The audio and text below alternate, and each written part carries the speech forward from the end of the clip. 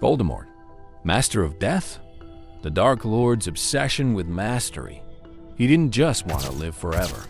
He wanted to become the Master of Death itself. All three, all along. This is the moment everything changed. Lord Voldemort's greatest mistake wasn't his reliance on Horcruxes. It was his ignorance of the Hallows.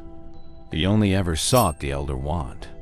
But what if Tom Riddle, with his terrifying ambition, had discovered the full legend of the Resurrection Stone and the Cloak before he even murdered his own family?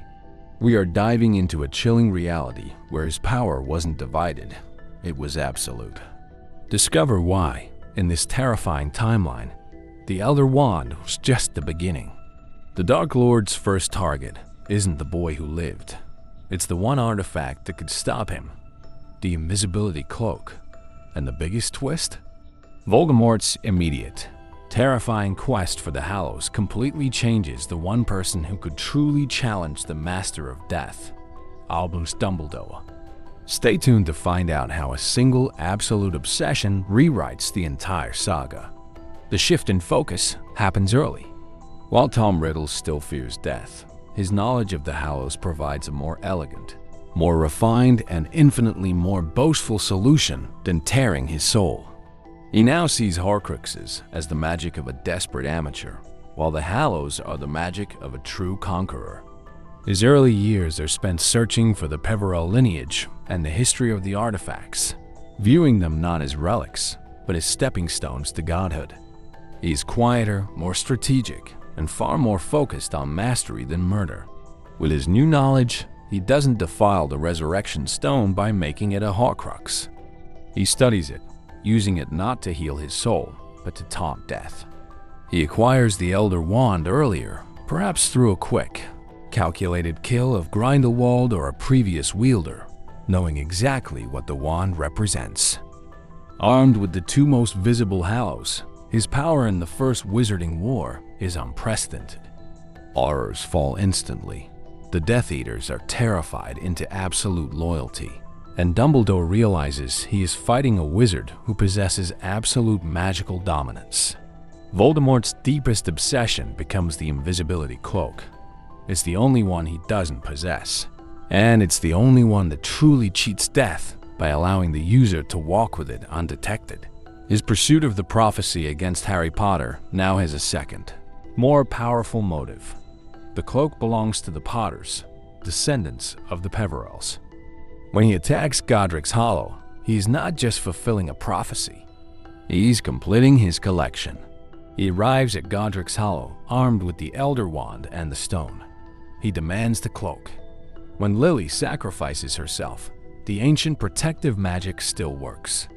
The killing curse rebounds, but the magical surge of two Hallows meeting ancient love magic causes a cataclysm.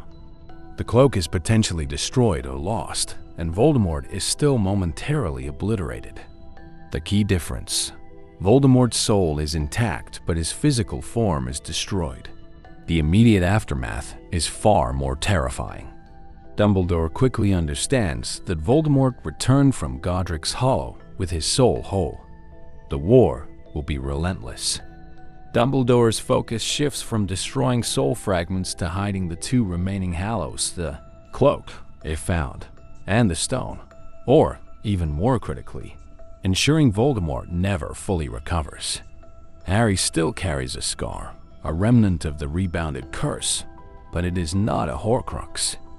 He is simply the boy who lived, protected by love, but he is not tethered to Voldemort. This means Dumbledore is less inclined to guide Harry towards sacrifice and more inclined to train him as a primary weapon against the coming terror. When Voldemort returns, he is not a wraith. He is simply an intact soul seeking a new body, a much quicker and more dangerous process. The Second Wizarding War is faster, more brutal, and focused on the race for the remaining Hallows. The battle is no longer about destroying Horcruxes. It's about defeating a single unified Dark Lord who believes he is immortal. The final duel with Harry is not about wand loyalty. It's about the limits of power versus the power of sacrifice. Harry, using his innate skill and the protective magic of his mother, must defeat a master wizard who truly has no fear of death. The victory is even more difficult, but ultimately, the magic of love, the one force Voldemort can never truly master, still prevails. So what if Voldemort had known about all the Deathly Hallows? We saw a path of faster, more absolute power, a war that focused on magical artifacts rather than fragmented souls. But even the Master of Death, when driven by fear and obsession, proves that true immortality lies not in controlling death, but in accepting life. The ultimate hello, the mastery of death, remains always out of reach for a wizard incapable of love. This timeline gave Voldemort the ultimate advantage, but still, love found a way to win. What do you think? Would even the power of all three Hallows have saved him from Harry's final sacrifice? Let us know in the comments below. And don't forget to tell us which other what-if theory from the world of Harry Potter you'd like us to delve into next. Your ideas truly shape the magic here on Omniva.